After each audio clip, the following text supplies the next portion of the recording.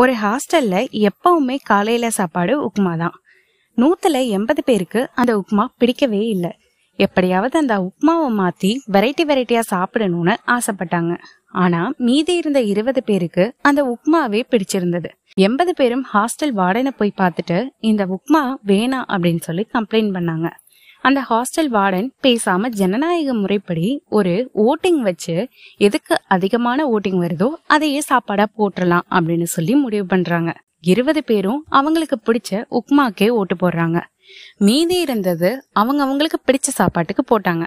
கடைசியில உப்புமா தான் ஜெயிச்சிச்சு. உப்புமா பிடிக்காத அந்த 80 பேரும் சேர்ந்து ஒரே முடிவை எடுத்திருந்தா உப்புமால இருந்து தப்பிச்சிருக்கலாம். நம்ம கையில இருக்க வாய்ப்பை நம்ம தான் பயன்படுத்திக்கணும். அத தப்பா பயன்படுத்தி நம்மளுக்கும் பயன் இல்லாம நம்ம கூட இருக்கவங்களுக்கும் பயன் இல்லாம போறதுக்கு அத ஒன்னா சேர்ந்து கரெக்டா பயன்படுத்தினா நல்லதே நடக்கும்.